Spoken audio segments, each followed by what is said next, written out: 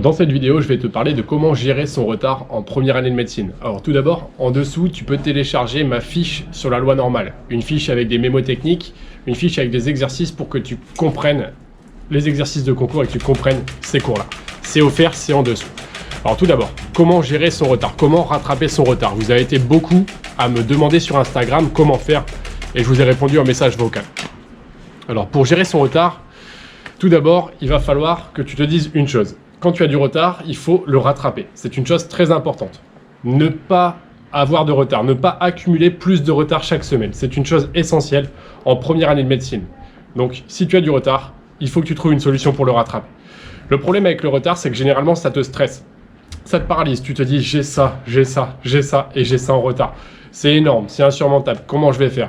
Eh bien, le problème, c'est qu'on est tous trop perfectionnistes. Quand on est en retard, on veut se dire, je suis en retard, j'ai pas le temps, mais je veux passer 6 heures pour apprendre ce cours-là, plus 8 heures pour celui-là, pour plus ça.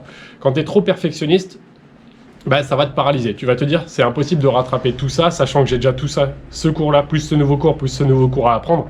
Donc, une chose que je vous conseille pour rattraper votre retard, c'est plutôt que de vouloir trop bien faire, vous avez forcément un petit 10 minutes par-ci, un 20 minutes par-là, un petit créneau que vous allez pouvoir utiliser.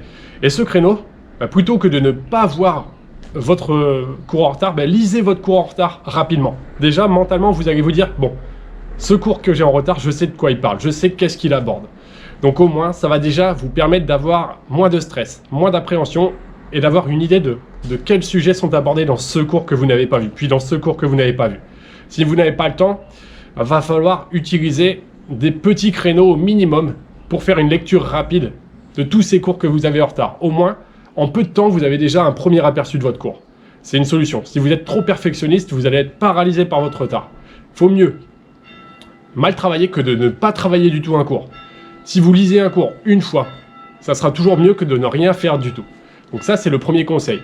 Ensuite, il y a d'autres choses que je voulais vous dire, c'est que par rapport au retard en lui-même, vous êtes au début du premier semestre. Et le semestre, il va être long. Donc il y a des moments où ce cours que vous n'avez lu qu'une fois rapidement, vous allez le revoir plus approfondi. Donc peut-être que là, le premier passage sur votre cours, il va être pas terrible, et que vous auriez pu faire mieux, oui, d'accord, mais vous allez le revoir encore et encore. Donc c'est normal, il y a beaucoup de gens qui m'ont contacté, qui m'ont dit, mais je n'arrive pas à retenir, j'apprends pendant un moment, je retiens rien, je passe 6 heures, il reste que dalle. Sachez que moi, c'était normal. En PACES, que ça soit la méthode DJ, ou moi j'utilisais pas la méthode DJ, je vous ferai une vidéo là-dessus, mais en PACES, pour retenir un cours, il faut le voir. Moi je le voyais 4 à 5 fois sur un semestre, à des intervalles espacés, donc je vous ferai une vidéo pour vous parler de tout ça, de la mémorisation et de mes techniques. Mais un cours que vous allez en retard, que vous allez voir en le lisant rapidement, vous n'allez pas tout retenir, c'est normal, mais déjà, il y a quelques petites informations qui seront ancrées. Et ensuite, vous allez le revoir un petit peu plus tard, puis encore une autre fois, puis encore une autre fois. Et ensuite, une chose qui est importante, c'est les week-ends. La semaine, je vous dis toujours, apprenez les cours du jour même, le jour même. Ça, c'est l'idéal. Ça m'arrivait une fois de temps en temps de ne pas réussir à apprendre les cours du jour même, le jour même. C'est une règle que j'essayais de suivre au maximum. On va dire que j'arrivais à la tenir 95-99% du temps, mais parfois, il y avait une petite merdouille qui faisait que j'arrivais pas à apprendre mes cours du jour même, le jour même. Donc, je les voyais, je m'arrangeais pour les voir le week-end. Enfin, en tout cas, les cours de la semaine, je m'arrangeais vraiment pour les voir. L'idéal serait d'apprendre les cours du jour même, le jour même. Mais parfois, il y a une petite merdouille qui fait que vous n'avez pas réussi. Bon, et dans ce cas-là, au minimum, essayez de lire les cours du jour même, le jour même. Même si c'est en rapide, vous aurez au moins fait une première lecture et vous n'allez pas vous dire « je suis submergé par le retard, j'ai pas vu ça, ça, ça ». Vous aurez au moins vu votre cours, vous aurez au moins eu un aperçu, vous aurez au moins mémorisé quelques petites choses. Donc je vous conseille vraiment de retenir, apprendre les cours du jour même, le jour même, mais parfois ça ne passe pas. Parfois, on est submergé et parfois tout ne se passe pas comme prévu. Ça n'empêche qu'il y a les week-ends. Sur les week-ends, je travaillais énormément. On va dire que je travaillais de 8h du matin à... Ça dépendait des jours, mais 8h du matin à 20h, 21h, 22h, minuit. En fonction, en fait, je travaillais du matin jusqu'à temps que j'aille dormir.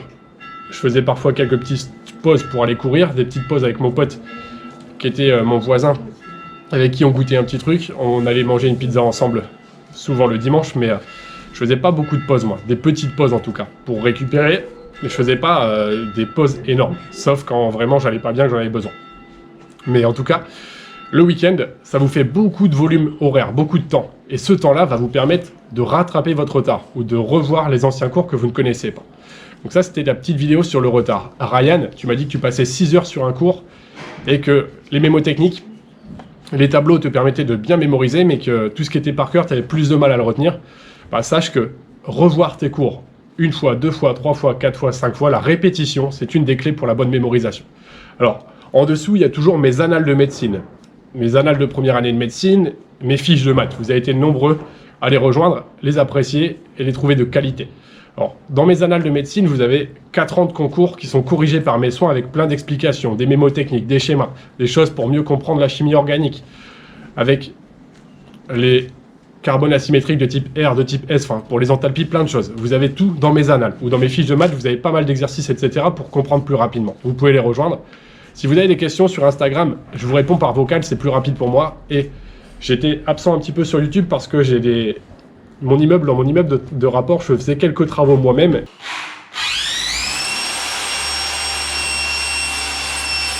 Et bientôt, vous allez avoir des vidéos sur l'immobilier. Donc je vous souhaite le meilleur, à bientôt. Et bonne réussite à vous, je souhaite vous voir réussir, alors ne lâchez rien.